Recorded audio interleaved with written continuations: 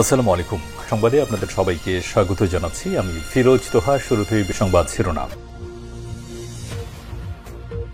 বাংলাদেশের সর্বশেষ গুরুত্বপূর্ণ আপডেট সংবাদে আপনাকে স্বাগত। শুরুতেই সংবাদ শিরোনাম, পরে বিস্তারিত। প্রথমে জানাবো, থানা থেকে আসামি ছাড়ানোর জেরে দুই পক্ষের সংঘর্ষে আহত ৪০। হবিগঞ্জে লাখাইয়ে থানা থেকে আসামি ছাড়ানোর জেরে বাইমে পূর্ব গ্রামে দুই পক্ষের সংঘর্ষের ঘটনায় অন্তত ৪০ জন আহত হয়েছে। আজ এই সংঘর্ষের ঘটনা ঘটে। জানা গেছে, বাইমে ইউনিয়নের চেয়ারম্যান হাজী আজাদ হোসেন ফুরুক থানা থেকে এক আসামিকে ছাড়িয়ে আনতে যায়। এতে বাধা দেয় লাখাই উপজেলা ছাত্রদলের আহ্বায়ক ফখরুল ইসলাম। নিয়ে তাদের মধ্যে বাকবিতণ্ডা হয়। এক পর্যায়ে দুই পক্ষের মধ্যে দেশীয় অস্ত্রশস্ত্র নিয়ে হামলা পাল্টা হামলা শুরু হয়। এরপরই পুরো এলাকায় রণক্ষেত্র ছড়িয়ে পড়ে। গাজায় গণহত্যায় অংশ নেওয়া থেকে সরে দাঁড়ালো ৪১ জন ইসরায়েলি সেনা সদস্য। গাজায় গণহত্যায় অংশ নেওয়া থেকে এবার সরে দাঁড়িয়েছে ইসরায়েলের ৪১ জন সেনাবাহিনীর সদস্য। তারা ইসরায়েলের গোয়েন্দা ও সাইবার যুদ্ধ ইউনিটের সদস্য ছিলেন। আজ সংবাদ মাধ্যম আনাদোলু এজেন্সির এক প্রতিবেদনে এই তথ্য নিশ্চিত করা হয়েছে। তারা দখলদার ইসরায়েলের প্রধানমন্ত্রী বেঞ্জামিন নেতানিয়াহুর কথা আর মানছেন না। এরপর জানাবো, আরও ১২৩ জন ফিলিস্তিনিকে হত্যা করল ইসরায়েলি বাহিনী। অবরুদ্ধ গাজা উপত্যকায় গত ২৪ ঘণ্টায় ইসরায়েলি হামলায় নিহত আরও ১২৩ জনের লাশ হাসপাতালে আনা হয়েছে বলে জানিয়েছে উপত্যকাটির স্বাস্থ্য মন্ত্রণালয়। সময় ৪৭৪ জন আহত হয়েছে। নিয়ে ২০২৩ সালের ৭ অক্টোবর থেকে শুরু হওয়া ইসরায়েলি গণহত্যামূলক অব্যাহত হামলায় এখন পর্যন্ত ৫৫,১০৪ জন নিরীহ ফিলিস্তিনি নিহত হয়েছে। এদিকে ভারত পাকিস্তান সামুদ্রিক যুদ্ধের প্রস্তুতি নিচ্ছে। সাম্প্রতিক ভারত ও পাকিস্তানের মধ্যে ৪ দিনের সীমিত সংঘাত ও তার পরবর্তী কূটনৈতিক উত্তেজনার প্রেক্ষাপটে উভয় দেশের নৌবাহিনী সক্রিয় অবস্থায় রয়েছে। কিছু প্রশ্নেরও জন্ম দিয়েছে। তাহলে কি নতুন করে আবারও নৌবাহিনীর মধ্যে যুদ্ধে জড়াচ্ছে ভারত পাকিস্তানের বিষয়ে গুরুত্বপূর্ণ সংবাদ জানাবো, সঙ্গেই থাকুন। জানাবো, অর্ধশত তুর্কি যুদ্ধবিমান কিনল ইন্দোনেশিয়া। বিশ্বের সবথেকে জনবহুল মুসলিম সংখ্যাগরিষ্ঠ দেশ ইন্দোনেশিয়া তুরস্ক থেকে পঞ্চম প্রজন্মের ৪৮টি ফাইটার জেট কান কেনার প্রস্তাব করেছে, যার বাজার মূল্য ১০ বিলিয়ন মার্কিন ডলারের থেকেও বেশি। আজ তুরস্কের প্রেসিডেন্ট রিসেপ তাইপ এরদোয়ান এই তথ্য নিশ্চিত করেছেন। দর্শক, এতক্ষণ শুনছিলেন সংবাদ শিরোনাম, এবারে বিস্তারিত। তবে তার আগে বন্ধুরা, অনুরোধ থাকবে এই সংবাদটিতে একটি লাইক দিন। এই চ্যানেলে আপনি নতুন হয়ে থাকলে আমাদের সংবাদটি দেখতে দেখতে চ্যানেলটি সাবস্ক্রাইব করে রাখুন। কমেন্ট করে বন্ধুরা আপনার মূল্যবান মতামত জানিয়ে দিন আপনি বিশ্বের কোন দেশ থেকে বা বাংলাদেশের কোন স্থান থেকে আমাদের সংবাদটি দেখছেন এবং শুনছেন। আর বন্ধুরা, গাজা যুদ্ধে আপনি যদি নিরীহ ফিলিস্তিনিদের ভালোবেসে থাকেন, কমেন্টে ইয়েস লিখে বিশ্ববাসীকে জানিয়ে দিন। সংবাদটি আপনার সোশ্যাল মিডিয়া ফেসবুকে বন্ধুদের মাঝে শেয়ার করে দিন। এবারে বিস্তারিত। থানা থেকে আসামি ছাড়ানোর জেরে দুই পক্ষের সংঘর্ষে আহত ৪০। হবিগঞ্জে লাখাইয়ে থানা থেকে আসামি ছাড়ানোর জেরে বাইমে পূর্ব গ্রামে দুই পক্ষের সংঘর্ষের ঘটনায় অন্তত ৪০ জন আহত হয়েছে। আজ এই সংঘর্ষের ঘটনা ঘটে।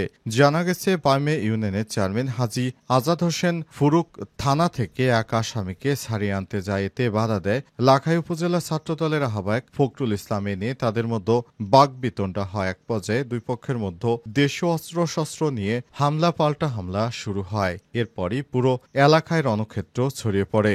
এনে তাদের মধ্যে বাকবিতণ্ডার জেরে মহিবুর নাসির লিটন, জুনায়েদ রুবেল রুমান, মুজাহিদ, সাইফুল তাজুল ইসলাম, রিফাত শাহ আলম, মাইন মিয়া অন্তত ৪০ জন আহতদের হবিগঞ্জ সদর উপজেলা স্বাস্থ্য কমপ্লেক্সে চিকিৎসা দেওয়া হয়েছে। খবর পেয়ে লাখাই থানা পুলিশ ঘটনাস্থলে পৌঁছে পরিস্থিতি নিয়ন্ত্রণে আনে। লাখাই থানার ভারপ্রাপ্ত কর্মকর্তা ওসি বন্দে আলী জানিয়েছেন, বর্তমানে পরিস্থিতি স্বাভাবিক রয়েছে। অতিরিক্ত পুলিশ মোতায়েন করে পরিস্থিতি নিয়ন্ত্রণে আনা হয়েছে। পুলিশের পক্ষ থেকে বারবার আসামিদের বলা হয়েছে, আপনারা বিশৃঙ্খলা করবেন না। তারপরও তারা বিভিন্নভাবে বিশৃঙ্খল পরিবেশ সৃষ্টি করার পাশাপাশি পুরো এলাকায় তারা ব্যাপক হারে সন্ত্রাসী কর্মকাণ্ড শুরু করে। এরপরই তারা ব্যাপক আকারে সেখানে সংঘর্ষে জড়িয়ে পড়ে। এরপরই সেখানে অতিরিক্ত পুলিশ মোতায়েন করার মাধ্যমে পরিস্থিতি নিয়ন্ত্রণে এনেছে পুলিশের সদস্যরা। গাজায় গণহত্যা অংশ নেওয়া থেকে সরে দাঁড়ালো ৪১ জন ইসরায়েলি সেনা। আলহামদুলিল্লাহ, এবার দখলদার ইসরায়েলের প্রধানমন্ত্রী বেঞ্জামিন নেতানিয়াহুর কথা শুনছে না সেনাবাহিনী জানিয়েছে তাদের মধ্যে ৪১ জন সেনা সদস্য দখলদার ইসরায়েলের প্রধানমন্ত্রী বেঞ্জামিন নেতানিয়াহুর কথা মতো আর যুদ্ধ করতে চাচ্ছে না। তারা জানিয়েছে তারা যুদ্ধ করতে পারবে না, কারণ এসব যুদ্ধে নিরীহ ফিলিস্তিনিদেরকে হত্যা করতে হয়। তাই তারা নেতানিয়াহুর কথা অনুযায়ী আর যুদ্ধ করবে না। তারা এমন সময় বিষয়টি জানিয়েছে যখন গাজায় নতুন করে সামরিক হামলা আরও বড় আকারে করার সিদ্ধান্ত নিয়েছে নেতানিয়াহু। তার এই ধরনের কর্মকাণ্ডের পরই নতুন করে ইসরায়েলের সেনারা জানিয়েছে তারা গাজায় নিরীহ ফিলিস্তিনিদেরকে হত্যা করবে না। এটি কখনোই তারা মেনে নেবে না যে নিরীহ ফিলিস্তিনিদের রক্তে রঞ্জিত হোক তাদের হাত। নতুন করে ৪১ জন সেনা সদস্য জানিয়েছে আমরা এখন আর নিরীহ ফিলিস্তিনিদেরকে হত্যা করব না, কারণ এতদিন ধরে নিরীহ ফিলিস্তিনিদেরকে হত্যা করতে চায়নি। সবকিছু নেতানিয়াহু কুখ্যাত এই মাফিয়ার কারণে করতে হয়েছে, কিন্তু এখন তারা তাদের ভুল বুঝতে পেরেছে। এখন সেনা সদস্যরা জানিয়েছে এখন আমরা গাজায় কোনো ধরনের গণহত্যা করতে চাই না, এটি আমাদের সঙ্গে যায় না, এটি অত্যন্ত ঘৃণিত কাজ।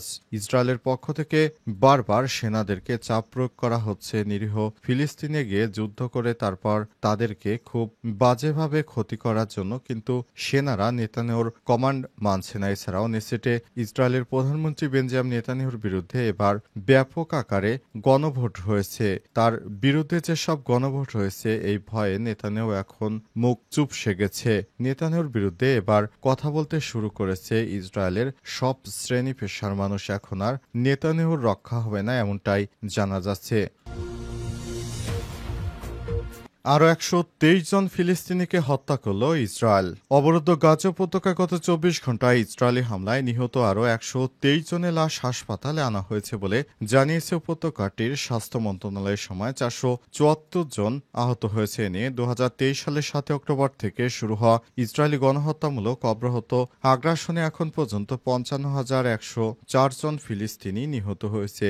আহতদের মোট সংখ্যা এসে দাঁড়িয়েছে ১,২৭,৩৯৪ জনে। আজ প্রকাশিত এক বিবৃতিতে তথ্য জানিয়েছে গাজা উপত্যকার স্বাস্থ্য মন্ত্রণালয়। খবর আল জাজিরা এবং আনাদুল এজেন্সির বিবৃতিতে আরও জানানো হয়েছে অনেক মৃতদেহ এখনও ধ্বংসস্তূপের নিচে চাপা পড়ে আছে, কারণ উদ্ধারকারীরা সেখানে পৌঁছাতে পারছে না। ফলে গাজা সরকারি মিডিয়া অফিস তাদের মৃতের সংখ্যা ৬১,৭০০ এর বেশি বলে উল্লেখ করেছে।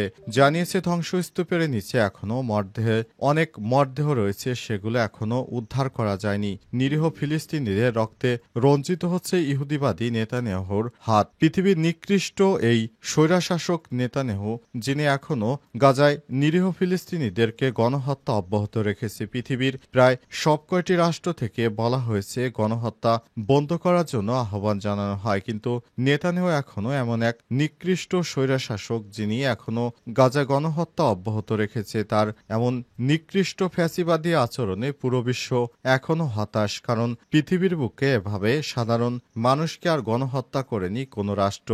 এখানে শুধুমাত্র দখলদার ইসরায়েলের প্রধানমন্ত্রী বেঞ্জামিন নেতানিয়াহু নিকৃষ্ট শয়তানি শুধুমাত্র পৃথিবী জুড়ে এই ধরনের গণহত্যা চালাচ্ছে, সেটি কোনোভাবেই কাম্য নয়। নেতানিয়াহুর বিরুদ্ধে এবার খেপেছে পুরো বিশ্ব।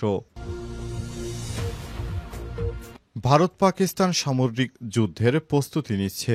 সাম্প্রতিক ভারত ও পাকিস্তানের মধ্যে উত্তেজনার পর আবার করে নতুন উত্তেজনা তৈরি হয়েছে। এবার তারা সমুদ্রপথে যুদ্ধের জন্য নতুন উত্তেজনা সৃষ্টি করেছে এবং তারা ব্যাপক আকারে চর্চা শুরু করেছে।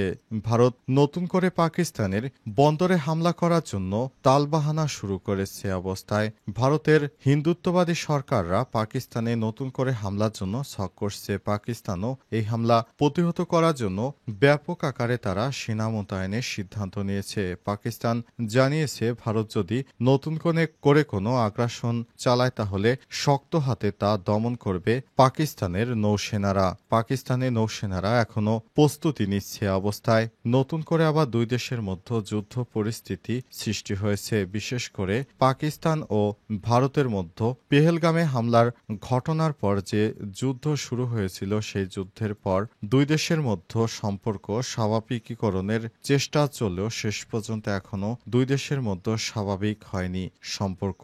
নতুন করে আবারও তাদের মধ্যে উত্তেজনা সৃষ্টি হয়েছে। বিশেষ করে ভারত ও পাকিস্তান দুই রাষ্ট্রের মধ্যে নতুন করে যে সংঘাত সৃষ্টির আশঙ্কা করা হচ্ছে সেটি হচ্ছে করাচি বন্দর এবং পাকিস্তানের অত্যন্ত বাণিজ্যের জন্য মূল কেন্দ্র হিসেবে ধরা হয় সেই পাকিস্তানের করাচি বন্দরে ব্যাপক হারে হামলা চালাতে প্রস্তুতি নিচ্ছে ভারতের নৌসেনারা। তাই নতুন করে দুই দেশের মধ্যে আবারও যুদ্ধ পরিস্থিতি সৃষ্টি হয়েছে অবস্থায় শেষ পর্যন্ত কি হয় সেটি এখনো বলা যাচ্ছে না।